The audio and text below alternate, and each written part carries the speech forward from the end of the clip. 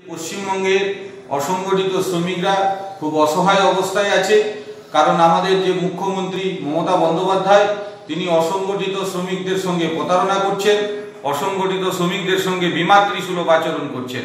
আজকে অসংগঠিত শ্রমিকদের তাদের নামের যে সামাজিক সুরক্ষায় নাম নথিভুক্তকরণ সঠিকভাবে হয়নি। এখনো পর্যন্ত আমরা যদি দেখি যে SSKY বা সাসফাউ, নির্মাণ মজদুর, ট্রান্সপোর্ট ওয়ার্কার ইত্যাদির ক্ষেত্রে টোটাল যদি অসংগঠিত শ্রমিক আমরা দেখি 8% এখনো নাম নথিভুক্ত হয়নি। যেখানে মুখ্যমন্ত্রী 2017 সালেও পর্যন্ত বলছেন যে 94% অসংগঠিত শ্রমিক পশ্চিমবঙ্গে আছে। এদিকে আমাদের অর্জুন সেনগুপ্ত সমীক্ষা বলছেন 93% অসংগঠিত শ্রমিক ভারতবর্ষে আছে। তাহলে এই অসংগঠিত শ্রমিকদের জন্য শেষ আদায় হচ্ছে, নির্মাণ মজদুরের জন্য বাড়ি নির্মাণ তৈরি করার ক্ষেত্রে বিভিন্ন রকম ভাবে শেষ আদায় করা হচ্ছে। এদিকে ট্রান্সপোর্ট ওয়ার্কারের ক্ষেত্রে ডিজেল পেট্রোল থেকে শেষ আদায় করা হচ্ছে, বিড়ি শ্রমিকদের জন্য তামাক ইত্যাদি থেকে শেষ আদায় করা হচ্ছে। সরকারিভাবে শেষ আদায় হচ্ছে, সেই শেষের টাকা যাচ্ছে কোথায়? ভয়ঙ্কর এই করোনা মহামারী ভাইরাসের সময় যখন শ্রমিকরা কাজ হারিয়েছেন, তারা যখন লকডাউনের মধ্যে বাড়িতে অবস্থিত আছে, বাড়ি থেকে বেরোচ্ছেন না, তাহলে সেই শ্রমিকরা এখন অভুক্ত অবস্থায় তাদের জীবন জীবিকা হচ্ছে, তাদের ছেলে মেয়েরা এখন পেট ভরে খেতে পাচ্ছে না। অথচ মুখ্যমন্ত্রী বললেন যে তাদেরকে আমরা 1000 টাকা করে দেব। কোন শ্রমিক টাকা পেয়েছে? প্রচেষ্টা প্রকল্প নাম দিলেন, সেটা বললেন যে মার্চ মাসের 15 তারিখ থেকে 30 মার্চ পর্যন্তের মধ্যে সেটা নাকি তাকে নাম নথিভুক্তকরণ করতে হবে। কোথায় নাম নথিভুক্তকরণ করবে? কার কাছে করবে? কতজন জেনেছে?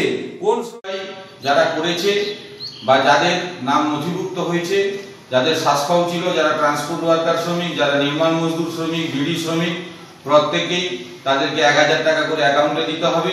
আর যাদের নাম নথিভুক্ত হয়নি সেই দোষ হচ্ছে সরকারের, শ্রম দপ্তরের। তারা উদ্যোগ নেয়নি। কারণ আমরা লক্ষ্য করে দেখেছি যারা পঞ্চায়েত প্রধান, MLA, MP, পৌরসভার কাউন্সিলর প্রধান, তারা কিন্তু কেউ এদের নাম নথিভুক্ত করানোর উদ্যোগ নেননি। আর সেই কারণে তাদের নাম নথিভুক্ত হয়নি। এবং শ্রম দপ্তরের যে অনলাইনের গড়িমসি বা রিনিউয়ালের ক্ষেত্রে যে বাধা বিধিনিষেধ, তার জন্য অনেকের রিনিউয়ালও করতে পারেননি, আবার অনেকের নাম নথিভুক্তও করতে পারেননি। সেই ক্ষেত্রে রেশন কার্ড অনুযায়ী যাদের 2011 সালে জনগণনার হিসাব অনুযায়ী খাদ্য সুরক্ষা আইনের কার্ড পেয়েছে, প্রত্যেককে অসংগঠিত শ্রমিক, আর সেই অসংগঠিত শ্রমিককে 1000 টাকা করে দিতে হবে।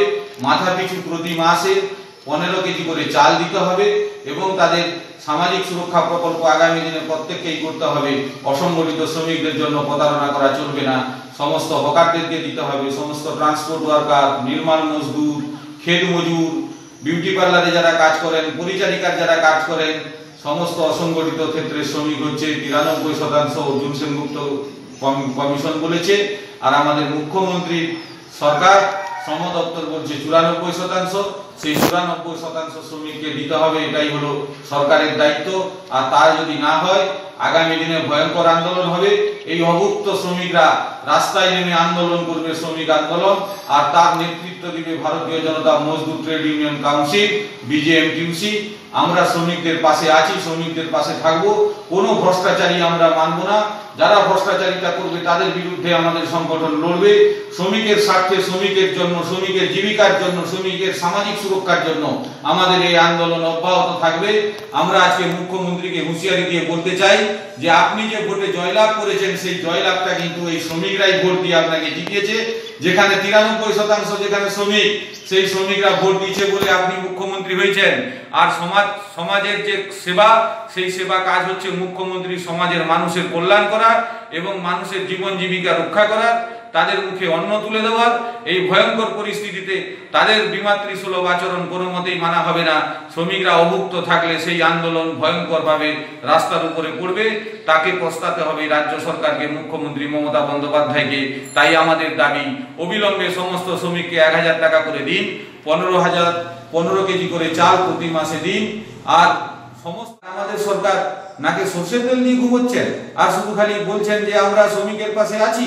আমরা ওইসব রাজনীতি বুঝি না। শ্রমিকরা পেট নীতি বুঝি, আমাদের জীবন জীবিকার কথা বুঝি, আমাদের রক্ষার কথা বুঝি, আমাদের পরিবার পরিজনকে রক্ষা করতে হবে।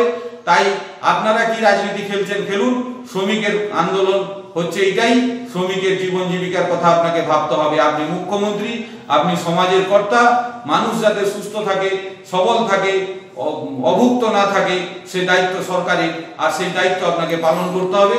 তা না হলে ভয়ঙ্কর আন্দোলন হবে পশ্চিমবঙ্গে।